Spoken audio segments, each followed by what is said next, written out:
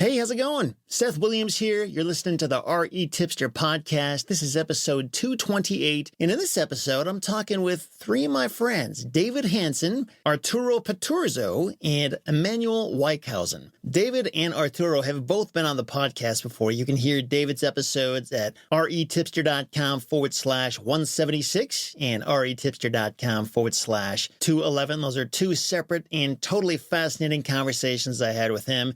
You can also listen to my previous conversation with Arturo at retipster.com/164.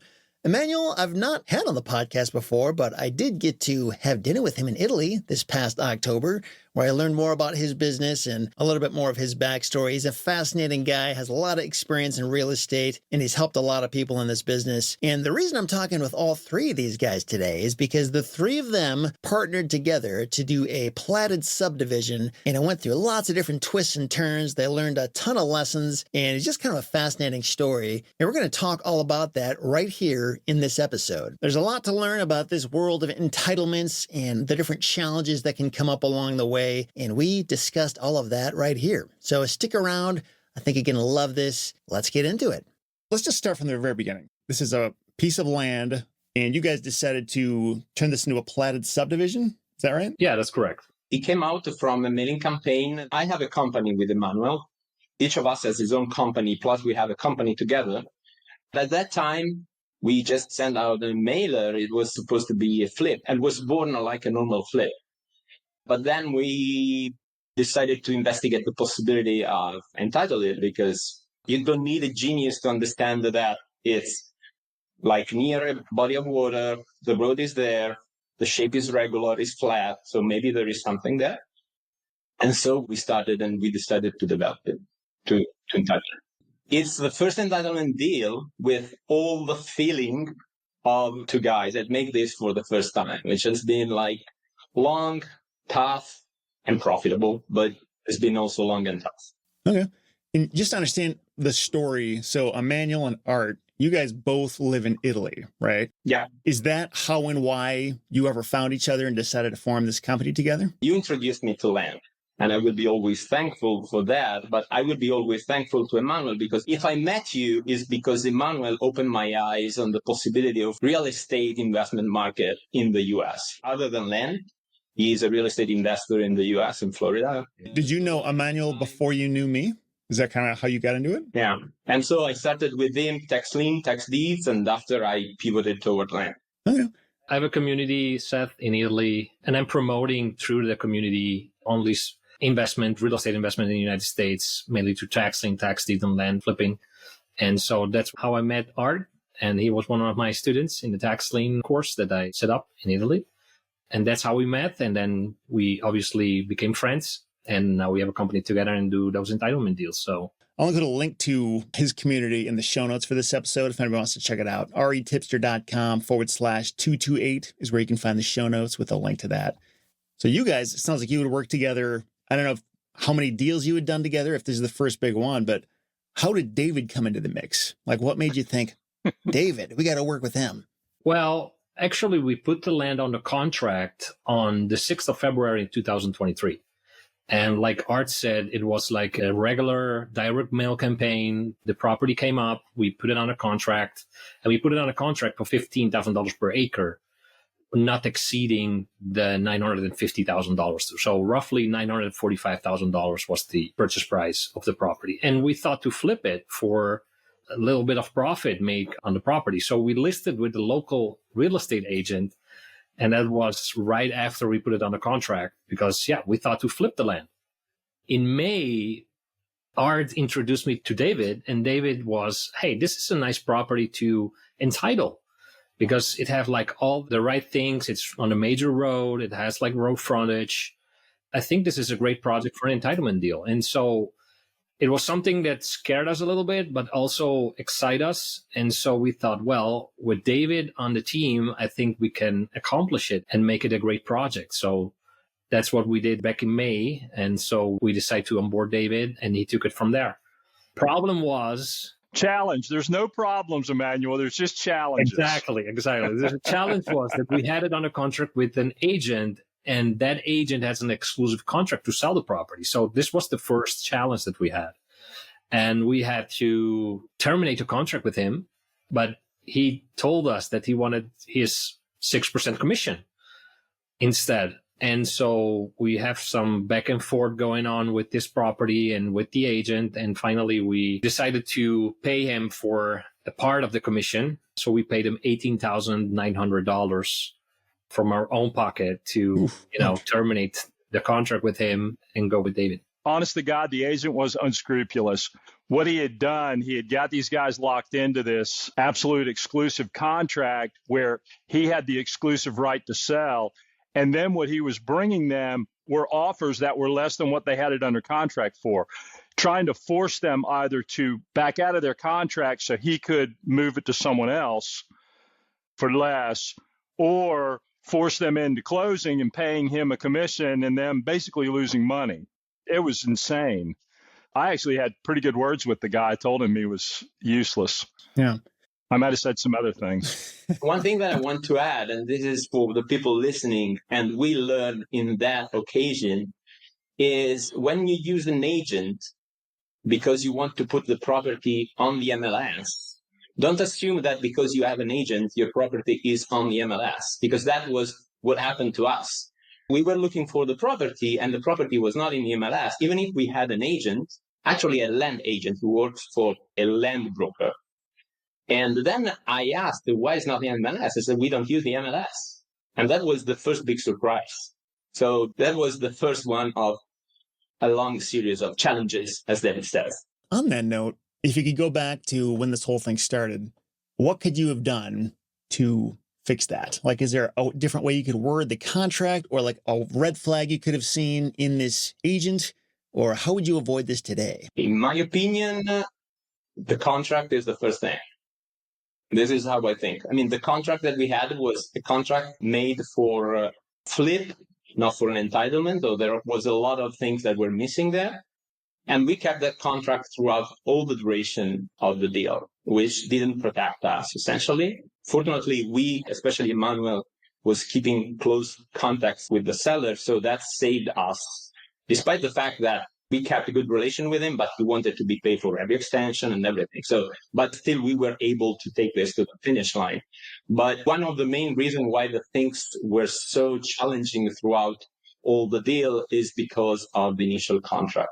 When we say contract here, are we talking about the contract you signed with the seller or the contract you signed with the agent? Contract with the seller. Of course, that included also the exclusive agreement with the agent. So we were not supposed to have an agent for this deal into the contract that we had with the seller. But the contract with the seller was the one that I think triggered most of the things that didn't go well. Doesn't the contract with the agent expire after 6 months? Like, couldn't you have just waited until that was done and not paid him $18,000? It was signed up for 12 months. So we had 1 year contract with the agent. And it was inextricably linked to the purchase contract. They had to exercise it out of the purchase contract. Interesting. Is that normal? No, it was ridiculous. I hate to think that these good old boy Alabamians were taking advantage of two Italians. Realistically looking at it, I don't believe anything other than that. Mm-hmm. Yeah. And probably he's looking at the podcast now. I just want to tell him that I like you. Just, didn't work. It's likely that he will see the podcast. Yeah. Yeah. Let's talk about what each of you brought to the table in this project. So if people have not heard David's background and his expertise, you can check out episodes 176 and 211, where I had separate conversations with him. He can do a whole lot of stuff. It's kind of like the mastermind for subdivides and entitlements and all kinds of things. So I'm assuming that's what you did, right, David? Did you bring any cash to the deal, or was it just your expertise in knowing how to make this thing worth a whole lot more? Sweat equity. Okay. Yeah, my background. Okay. And then Art and Emanuel, so you two were the ones who were making these monthly earnest money deposit payments to the seller to keep this contract active. Is that right? Yeah, that's correct. Yeah, we had an option contract with the seller for 12 months, and we agreed to pay $1,400 per month as a option consideration. That's what we put into, and all the entitlement costs. So that's what we funded for get this project going. Yeah. As I was reading your summary of this, Arturo, as you sent me just the details on how this worked, it looks like this thing, it was put under contract in February of 2023, but you actually crossed the finish line and sold the deal in the end in January 2025. So this went way past 12 months, right? How did that work? Man. Welcome to the real world. Yeah, and this is a thing that we learn. You know the theory. And actually, I was also listening to a podcast from Chris Duff talking about this point, and he was saying the same thing. So essentially, according to my very limited experience, because this was my first and only entitlement so far, we have another one ongoing with David, but I have not a lot of experience with entitlement, of course. But according to the only experience that I had, entitlements are super, super time and capital intense. So as Chris says, once that you have defined a budget and you are as conservative as you can on your budget, doesn't matter, increase 25%. Because it's always going to happen something that force you to put more money into the deal, force you to extend the contract. You always have to consider at least 25% more capital-wise and time-wise. It's been long. Yeah. On that whole thing of the capital you had to put into it, how much money did you have to put into this? When you factor in like all of those monthly payments, whatever costs were involved with getting the drawings put together and approvals from the municipality, like all the stuff. What was the total amount of money you had to sink into this thing? And then like, what was the risk that you could do that and it would still fall apart? We've put in roughly around $250,000 in this deal. And this was for something that you never took title to. Yeah, exactly. Wow. You guys took title, didn't you? You took title for an afternoon. Yeah. Yeah, exactly. That's true. They held title for a little bit, but the possibility that it would fall apart is less than 5%. It was a by right application. The jurisdiction had to approve it.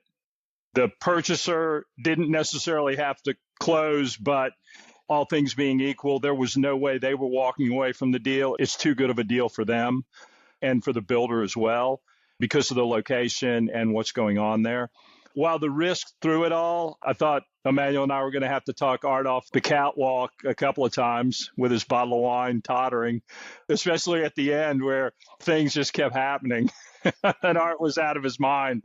I don't think he slept for a few months, but the reality is the possibility of it not happening was very remote. Yeah, you could probably speak more to this, David, but in the entitlement projects I've been involved with, I found a similar thing where it's like you are putting a lot of money into it, but like the risk of it just blowing up is actually pretty low. Like if it was going to happen, you'd see all kinds of warning signs before you sink all that money in. If you're just like paying attention and doing the work, it's not that risky, really.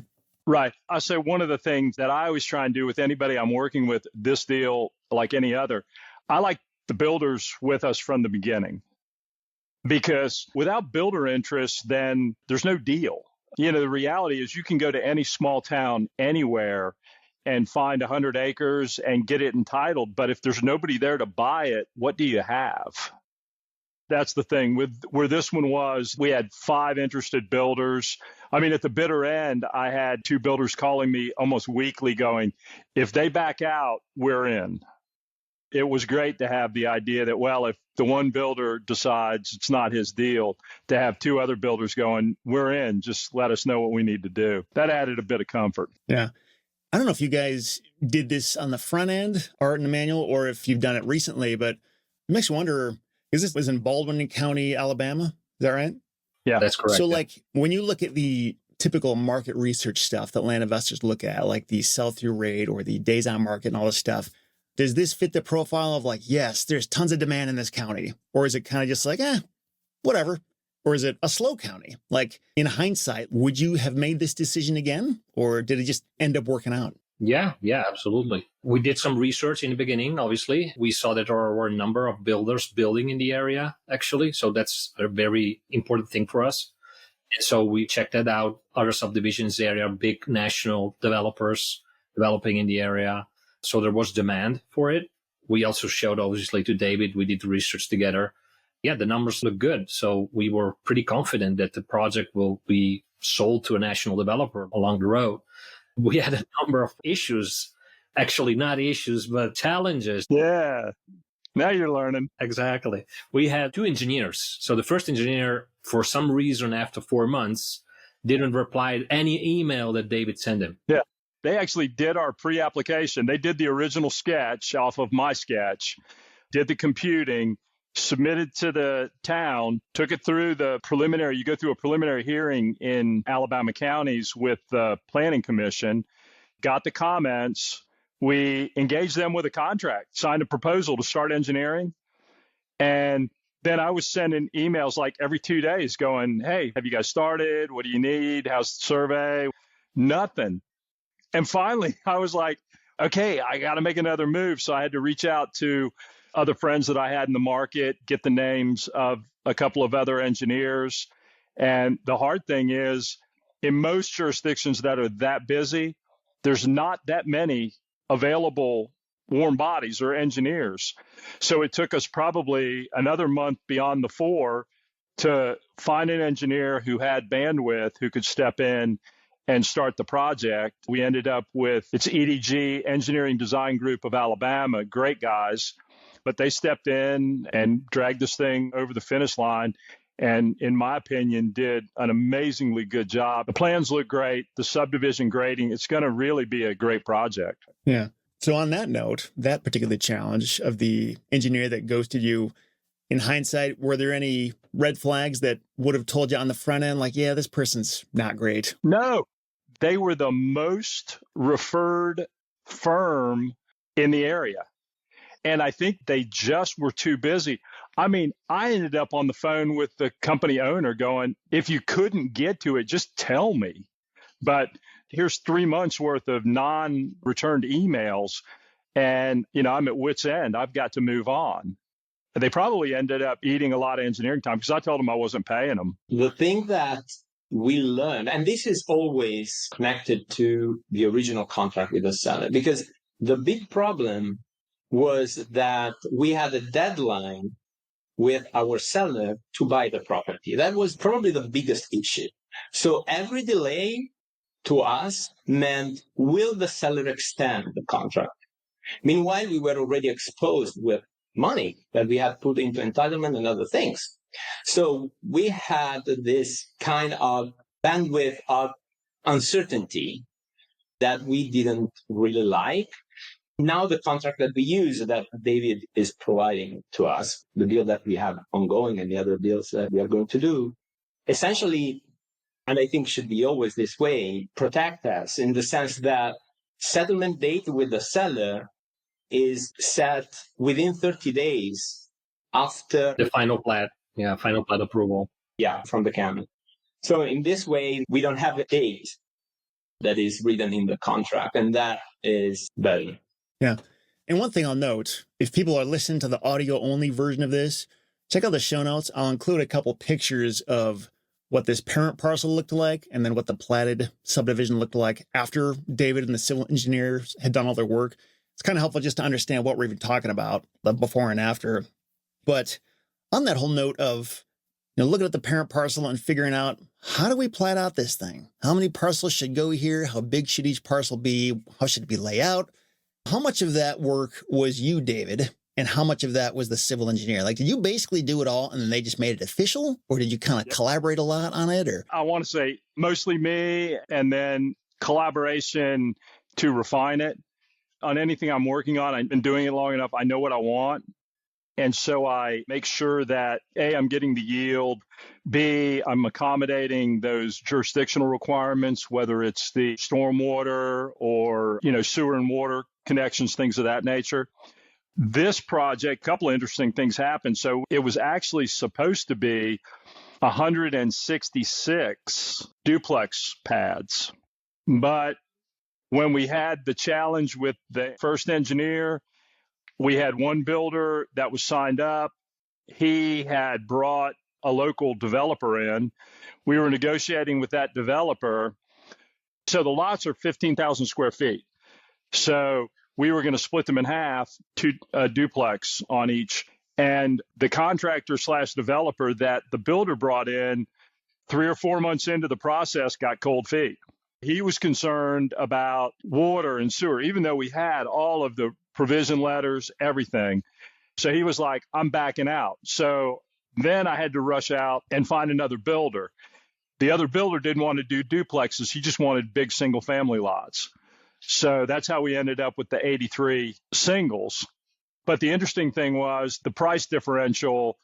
It was very close between, I think we were at $10,000 a lot for the duplexes, and we ended up at $19,500 on the singles, $18,500. 83, I think. That's what the retail price would be just to sell each individual lot to the end buyer? Entitled, yeah. Okay. We sold it for $19,000. $19,000 a lot. The offer that we had on the duplex pads were $10,000 a pad, which would have been $20 a lot. Mm-hmm. So this brings up several other questions. So looking at the final platted plan here, I'm seeing roads going in there. I'm assuming electricity and plumbing's got to be brought to every single lot. Do you do any of that, or you just sell it to the developer and they just follow the plans that you put together? Well, yeah, they'll take the completed plans and construct them. The end of the day sale, on this one, it was the land LDP, the land disturbance permit. Once we were issued the land disturbance permit, that's when settlement was scheduled. And so what they're purchasing is basically an assignment of all the engineering contracts and the assignment of the land disturbance permit and whatever other entrance permits that we were granted, and the purchase of the ground. So you're literally not touching this land. You're not even setting foot on it. This is just paper, but then they get to do everything because they've gotten everybody's... I hate that. It's so much more than just paper. I know. Just trying to make it sound simple. Yeah, no, it is. But you're right. It's essentially a transaction of all of the necessary paper to basically go out. I mean, the reality was the developer that ended up purchasing in the end, which is part of the funny story, they basically had the tree clearing group start 2 days later. Mm-hmm. It does make me wonder, is there any risk for them that like we might buy this thing and maybe we still can't do something, or like, no, everything is clear. Like they can just move on it. Yep. Okay. And that's one of the big key value propositions of doing entitlements like this. Those who are listening, if you're not familiar with this, is, you know, when you go out and buy a piece of land with the idea of building something on it, like you might not be able to build on it. You got to kind of get everybody's permission at the municipality to make sure your plans are okay and all this. And there's a lot of uncertainty there. But if that seller sells it to you with the entitled plans, that uncertainty is gone. There's no gambling now. Like we're good to go. And that certainty is worth a lot, depending on what you're trying to develop and build. It is. I know you guys all use transactional funding and things like that. But if the guys had gone to closing with transactional funding for whatever the time frame would have been, everything was in place. So the transactional funder has zero risk. I mean, if there is a default somewhere, he actually owns a fully developable piece of ground. Yeah. Now, David, I hear you talking about the contractor and the developer. I understand the difference between the two, kind of, but like, what is the difference? Like, where does the developer's work stop and where does the contractor's work start? Or do they overlap in any way? Or? They do. And interestingly enough, I'll use this project as an example. The developer is the contractor. He'll act as the developer, which means he owns the ground. He will hire his construction company and subs to construct all of the infrastructure and finish the lots. And then as the developer, he will sell individually approved lots to the builder. Now, the developer takes on tasks that the contractor wouldn't take on. So when you do a large subdivision like this, you'll have an area with mailbox kiosks. The contractor could care less about that. The contractor's building roads, putting in curb and gutter, installing water and sewer, stubbing it out to the house. He's grading the pads so they're ready to build on. The developer, on the other hand, is responsible for perimeter landscaping, an entrance feature, the mailbox kiosk. And so he's got someone on his staff who's taking care of the process to make sure that once he sells this finished lot to the builder, that the builder can pull his building permit, that the mailboxes are in place, that the entry feature is there, that perimeter landscaping is in, any kind of internal landscaping, street trees go in, and the developer manages his budget that he has secured through debt and equity. So he's using the land and the approval to borrow money either from a private lender or from a bank. And so the developer is then paying the contractor, he's paying the landscaper, he's paying the contractor that builds the entry feature. That's kind of the difference between the two. Now, they can be one and the same. In the case of this project, it's Rob Wilkes Construction, and he is functioning as the developer and the general contractor. Mm-hmm. Yeah, it's interesting. So when you said earlier, I think you said each lot was 19,000 and some change a pop. So that's what you sold it to the developer for, and then the developer does something and then sells it for more? Oh, God, yeah. So the developer then will finish the lots. And in this case, he's probably selling finished lots to the builder somewhere between 85 and 90,000. Okay. And then the builder, they actually put the house on it, and then they sell it for whatever astronomical price that's going to be to the end person that's going to live in it, right? Yep, that's correct.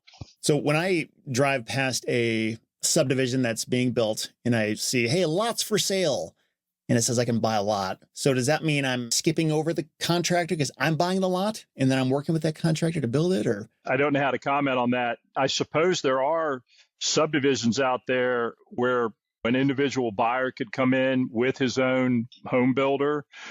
I think that would be kind of a rare occurrence. I think some of those would say, yeah, you can buy the lot.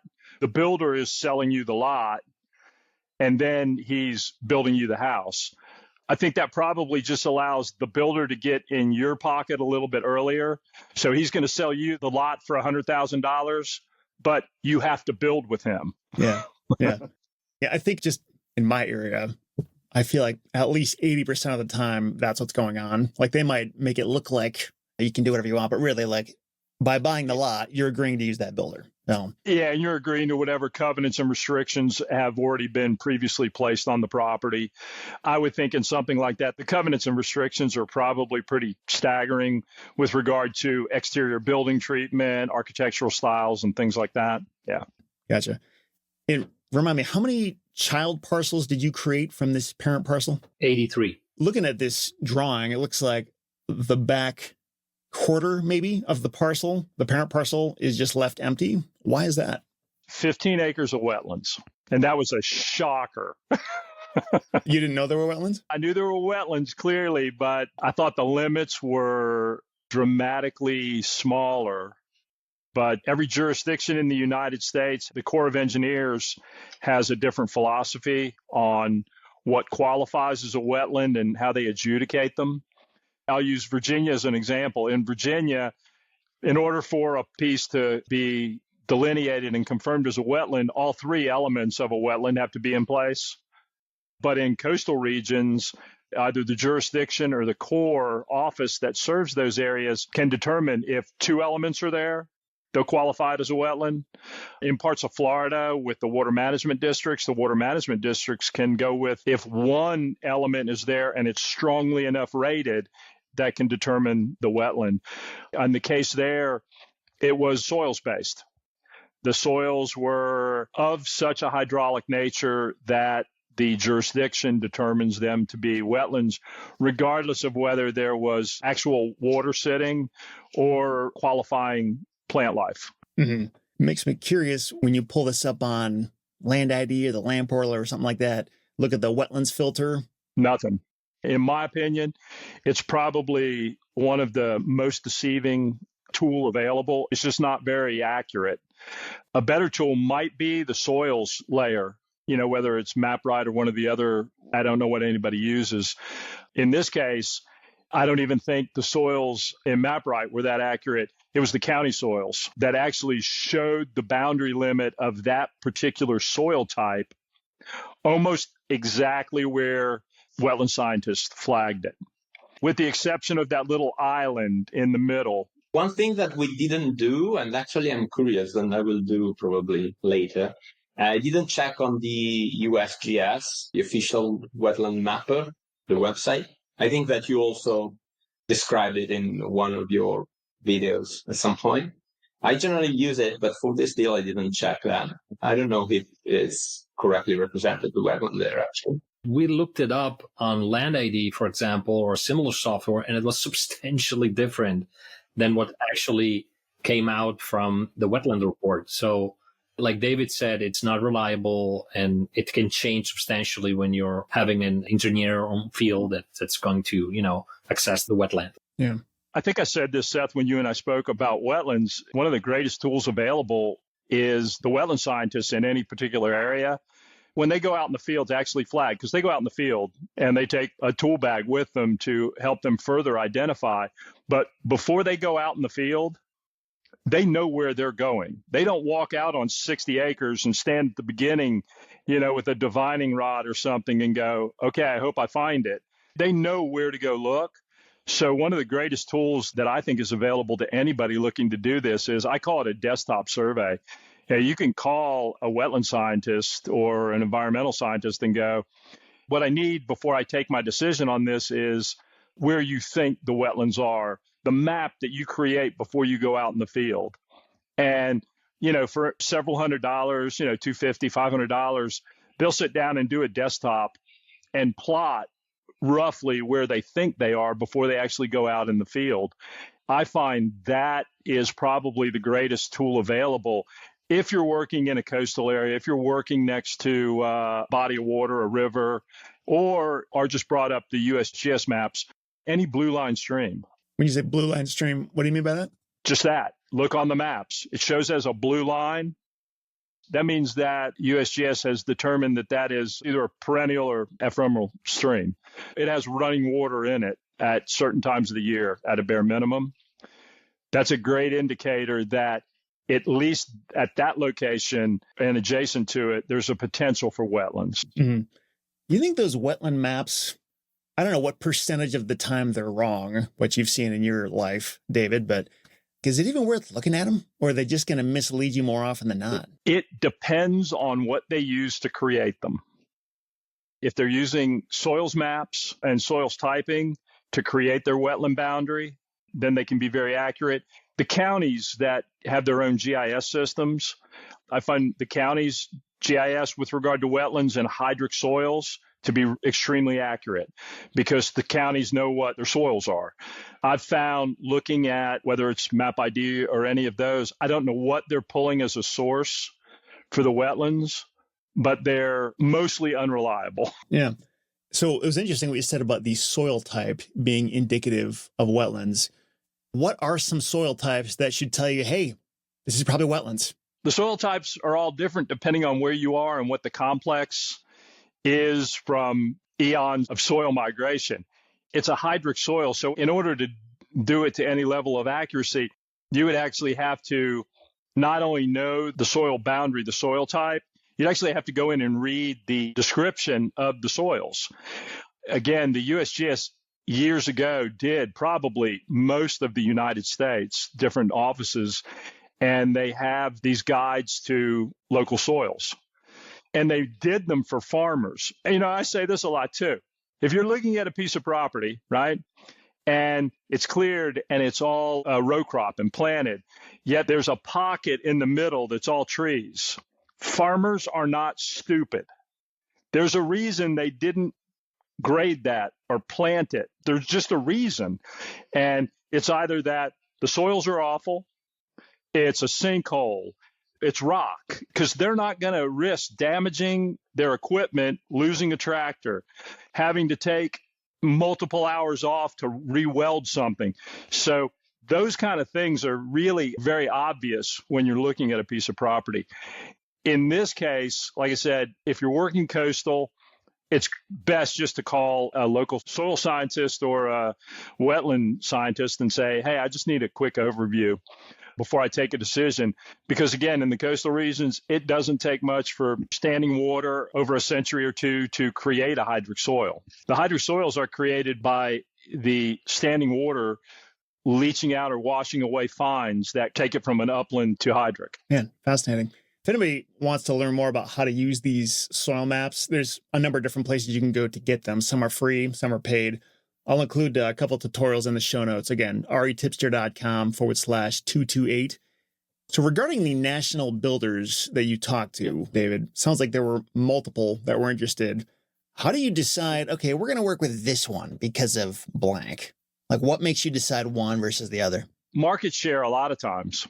So if you're looking in an area where I'll use D.R. Horton is there and they have 15 projects. And then you notice that in the case of this project, the builder we contracted with was Miranda Homes. Miranda was relatively new to the area. They had 1 or 2 small projects.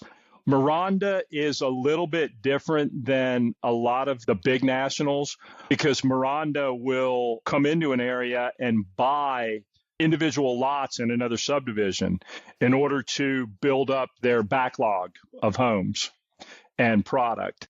So I reached out to a friend of mine who is the division president for Miranda in Northern Virginia, and he hooked me up with the Miranda division president, who has now since gone to Meritage. And I'm actually doing a deal with Meritage. That's really what I look at, is to see who's aggressive, because we talked to the guys at Horton on this project and they were at 15 a lot. Yeah, 15. I really thought the deal was worth 20. They're big lots. I realized it was going to be a little more expensive to finish them because of the frontage. We were talking with the group from Adams Homes. That was the original buyer. They were going to do the duplexes. Generally, when I'm looking in an area, I'm trying to find out who has projects, but not a lot, who's looking for product and a position, and more likely to pay a little bit more to lock up a project early. Yeah. Did you have to change the zoning of this property in addition to getting these entitlements, or was it good to go? No. Okay. Actually, it was great zoning. It actually allowed for multifamily. It was the same zoning all the way across. The minimum lot size was 15,000 square feet. I could do that with townhouses. You just put a stick of 8 townhouses on more than 15,000 square feet. And, you could do it again with duplexes, a 15,000 square foot lot split down the center. It was actually very attractive zoning. I'm not a big fan of going through the rezoning process, especially not now. Areas are tired and wary of zoning applications, especially in areas that grew really fast. And they feel as if the new developments that came in didn't provide enough community benefit, whether it's transportation-based or other things. If you appear before a planning commission or a board of supervisors, a lot of people show up to the hearings to scream to pull back. So I generally try and focus on solid by right zoning. And for this case, these guys landed on a great piece. Yeah. So when you had to get the approvals for this entitlement project, I assume you had to go in front of like a board or something. Were there other people in the area that showed up to protest? Are we worried about that? Or is that not how it works for this type of project? It's kind of funny. That's a great question. Yes, it did have to go before the planning commission and the county council. And yes, it was a public hearing. And yes, people showed up and voiced their opposition. It is in accordance with the zoning ordinance. So while both the planning commission and the city council actually had to sit there and listen to people complain about what was going on, at the end of public comment, they had to say, "We've noted everything you said.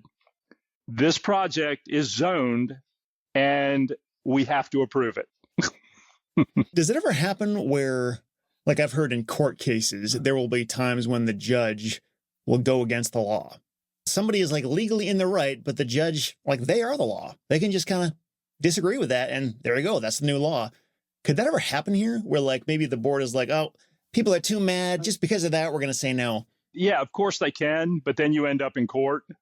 And again, I think it would roll back to whatever the jurisdiction is. My belief is the winner on this project was, it could have been 166 duplexes. My God, it could have been 350 townhomes. It could have been 1,000 multifamily. And I think at the end of the day, what kind of drove the pushback to any opposition was, this is the least impact that this project could be. And I think that probably was part of what those commissions and councils fell back on, to say, they could have come in with a much higher density. Yeah.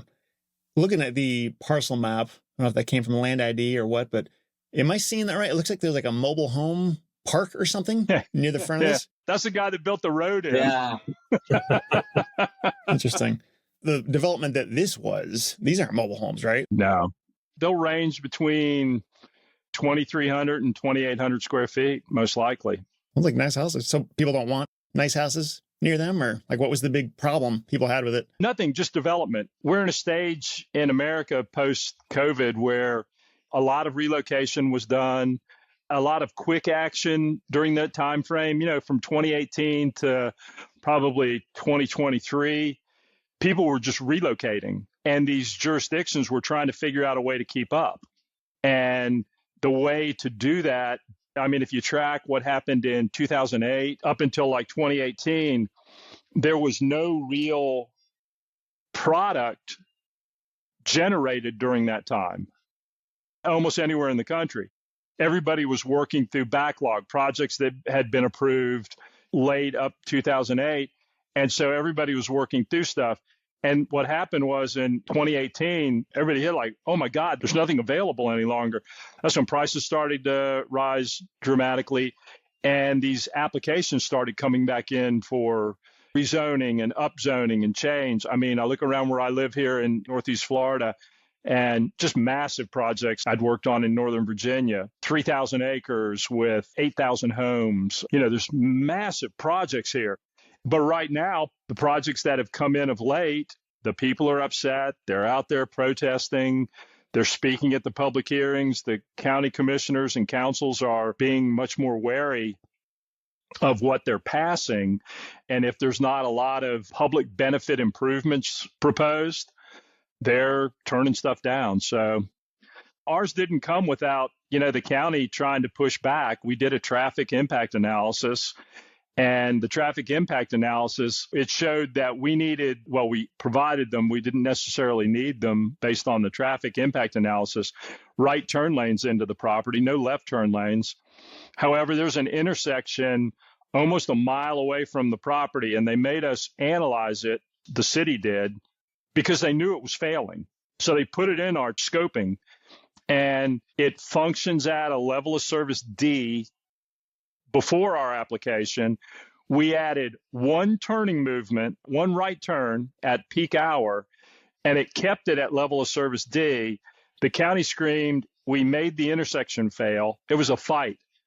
And what ended up happening is our builder has a rezoning just to the north of this property that they closed on. And they agreed through that rezoning application to take care of the intersection. They wanted us to do probably $1 million worth of improvements to a failing intersection, and they knew it. But they were trying to lump that on 83 lots. And in a meeting, I told them, I'll see you in court. Mm-hmm. Yeah, man, what a benefit, though, to have somebody like you who just has the confidence and the experience to know when to call people's bluffs and that kind of thing. You can't fake that. You just have to know what you're doing. Absolutely. I don't know. Art was scared to death. Yeah. Did you show up there in person, David? Or was this a Zoom call? No. Zoom calls. Yeah. Zoom and. Gotcha. So just recap of all the different hiccups. So we've got the original purchase agreement that wasn't really worded right because you didn't know where this thing was going to go. You got the real estate agent. You've got the civil engineer that ghosted you. Wetlands. We've got, was it one of the national builders or developers that backed out at some point, and then you switch to a new one? That one gets better too. Versus the end of the project when we have an LDP already issued, we had a problem with the assigner of the contract from Verona Homes, which was White Constructions, which didn't agree with the original quote that was sent from the Baldwin County Sewer Service Department. And it was quoted back in May. David actually sent an email to them for a quote for $450,000, I think. To extend sewer. Yeah, for the extend sewer. In December, he got another quote. He got a quote from around $600,000, and he didn't agree with that. He was very upset, and I don't know if he wanted to back out, but he wanted some kind of discount on it. We agreed to have a negotiation with them, and we discounted another, I think, $50,000. Yeah, $50,000. We discounted it. Here's the interesting thing. In Alabama, and not everywhere, some jurisdictions actually do their own utilities, but in this part of Alabama, it's all privately owned. This project has two different utility providers. The sewer is provided by Baldwin County Sewer. Now, the interesting thing is Baldwin County Sewer is not owned by Baldwin County. It's privately owned. All the sewer system in all of Baldwin County? Yes and no.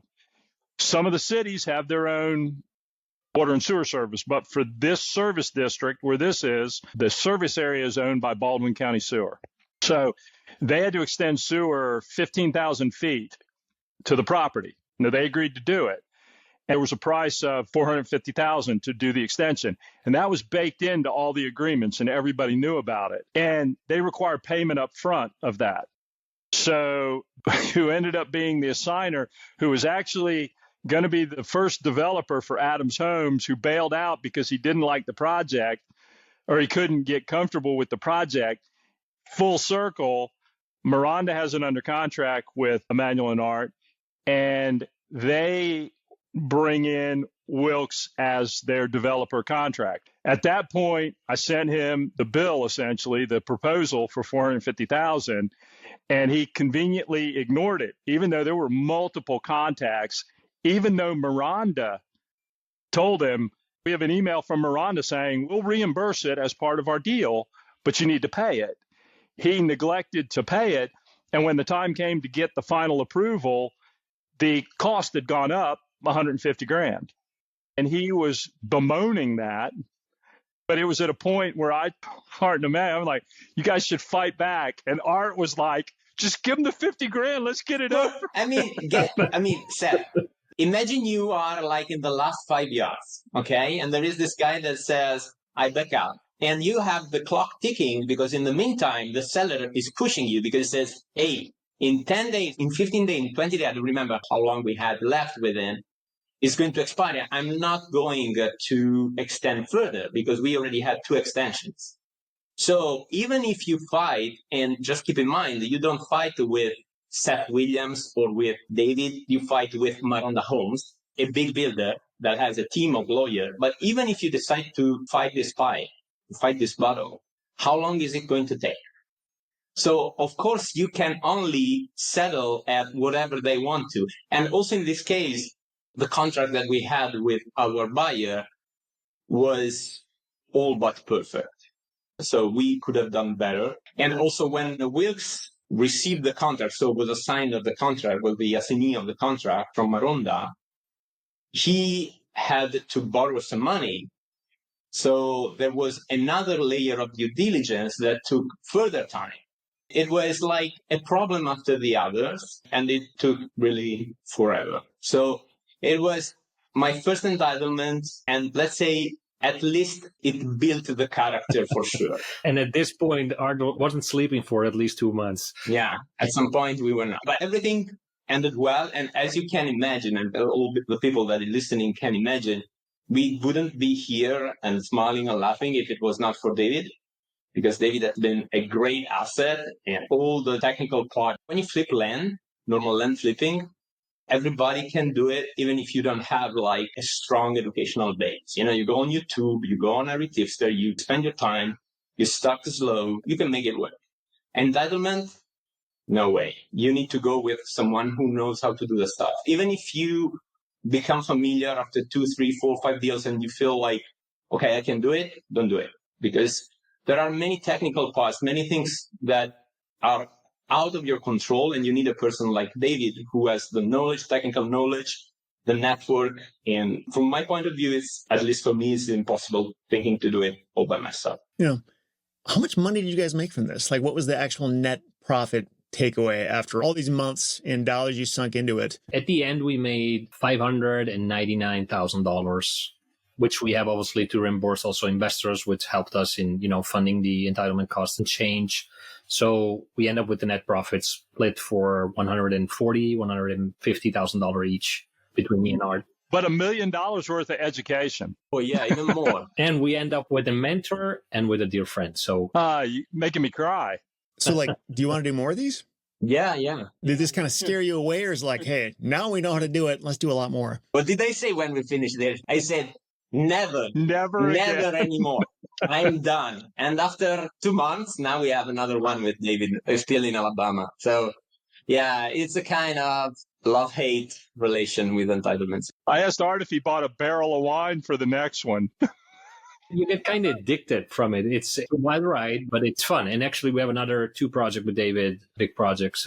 One is a 250 lot project in South Carolina. Another one is a 300 lot project in South Carolina also. How early do you have to bring David in on this process? Is it like before you even make the offers? Say, hey, David, should we even pursue this or not? Or is it more like after you've got the contract and you're just looking at other options? I help them. I'll give anything a quick look and let somebody know if it makes sense. This is the fun part. As I met David, so when we were looking at this piece of land with Emanuel, that still we were not sure it could be an entitlement deal, you know? So the first person that we went to was another big name, and I don't name it, but people can imagine, that works in the entitlement space. We went on a call with him and he said, you know what, the first thing is to show like a first sketch. Doesn't need to be an engineer to the county. So look for someone that makes the sketch. So what I did, I put on Facebook this request for help, Mayday. And David answered and said, I can help. And after 10 minutes, I received this thing. I don't even know if it was on a napkins, but it was so accurate, so nice. And it was immediately clear, because after we talked for a while on Facebook, that he had the knowledge that we needed, the experience to make it work. So we decided to partner. Emanuel was in the US, went to meet David after a while. So I didn't meet David in person yet. He comes to Florida and he goes, I just can't make it to the East Coast. In July, I am in Florida. I will come to visit you. I'll meet you halfway, somewhere on I-10. No problem. I can come there. I was trying to get David to come to the Land Unconference or something. Not out of the question yet, Seth. And we can go there together. I will pick you up, David, and we will go together. So as we wrap this up, if somebody is listening to this conversation and they're wondering, maybe this is something I should do, or maybe not, what kind of person do you think should not be doing entitlement deals like this? One with an ulcer. Okay, gotcha. You must be capable to live some uncomfortable moments. There was some night that I didn't sleep, especially, when there are investors involved. I mean, we were always pretty safe on that side. So we do it very meticulously. And when we borrow money, we are sure that we are going to get back. But to get back the money, if something doesn't go well, it means give out of our pocket. And we're not talking about like $2,000 or $10,000 or $15,000. With my first self-storage facility, a lot of similar things in terms of just like wasted time, wasted money. Like you just don't know what you don't know until you get through it and you look back and you're like, oh yeah, I could have easily sidestepped that problem and this problem. Next time it'll be way easier because I know what to look out for. Makes me wonder, like, David, if you had been involved from day one, it sounds like there are certain problems you could have sidestepped, but not all of them. Honest to God, Seth, can you imagine that in between us doing an Alta survey and closing? So they did the Alta survey end of April, early May in 2024. Between then and January 2025, a neighbor had built a road and paved it from the adjoining property into this property. And I get a call from my surveyor. He goes, I got some bad news. I'm like, what the hell bad news could you have? You're recertifying an Alta. He goes, there's a road on the property. And I went, you got to be freaking kidding me. You guys just did the survey 6 months ago. He goes, I'm telling you, there's a road on the property, paved, where you're looking at it from the west into the property from that trailer park. The guy that owned the trailer park had built the road. Now, the interesting thing is the money guy for the developer knows the guy that owns the trailer park, called him. We're trying to figure out, what do you do to fix this? I'm on the phone with 3 land use attorneys going, hey, can I just hire someone to go saw cut it, move it off the property? And they're like, no, you have to give 30 days notice. You have to let them know that you encroached. I'm freaking out. I don't want to call Art and Emanuel and go, you're not going to believe this. I'm finding this now. I didn't know that until now. So honestly, Seth, I'm on the phone when I found out it was late in the evening here, and I already started calling people that I knew there. And I started first thing in the morning because I still don't want to let them know, like, I can't believe this. How do we fix this? And in the end, luckily, the money guy, land banker for the developer, knew the guy that owned. They went to high school together in Fairhope, of all freaking places. The guy picks up the phone and calls his friend from high school and says, hey, I'm trying to close on this property. You built a road? And the guy that built the road said, oh, man, I probably should have had a surveyor let me know where to stop. But he gave us permission to saw cut it a foot off the property and scoop it back onto his property, redo the survey, and I was able to get that taken care of in like 2 days. It basically pushed the closing to the following Thursday or Friday, right? Yeah. But I mean, you can't anticipate that. I will say one of the things that I'd never been involved in a transaction where the builder that I was under contract with signed the contract right before settlement. So now I've already baked this into what I'm doing going forward. Two things happened. The builder didn't provide us with written notification that they were going to do that. That was something else that these guys could have pushed back on. But again, that underlying contract was an issue. But now every builder I'm working with, I'm like, if you plan on assigning this, I need to know to whom, because I need to start today with their checklist of deliverables. So the interesting thing on this one was the land banker required the Alta survey to be certified to him. So that was why they were out doing the research. If I had known that in advance, 2 months ahead of time, I would have had that recertification done. We would have had the new title report reflecting that, and we would have found the road. I would have had months to solve it, not 2 days. They also required that all of the letters, even the serviceability letter from the water and sewer group, had to be in their name. So I had to go through getting all that converted over. And that was in December leading up to Christmas. So I'm on the phone trying to catch people before their Christmas break. Can you redo this letter with this name on it? I learned to be more proactive once I found out about the assignment, or if I'd have known about the assignment back in October or November, we could have addressed a lot of this stuff that would have maybe saved these guys a month or two, might have saved them 50, 75 or 100 grand. Mm-hmm. Yeah, totally. Awesome conversation, guys. I learned a bunch. I'm sure a lot of people out there are getting some great ideas and just insights on how to navigate through this entitlement process, if they should even be doing it, what they can expect, that kind of thing. If people want to get a hold of any of you three, what's the best way to do that? They can find me on Facebook.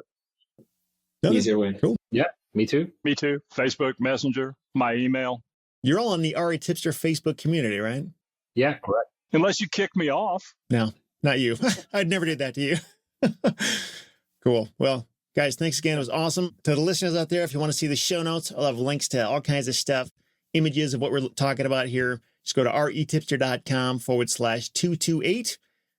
Thanks again, guys. Great to talk to you. Hopefully we'll talk again soon. All right, Seth. Always good. Thank you, Seth. Thank you, man. See you guys soon.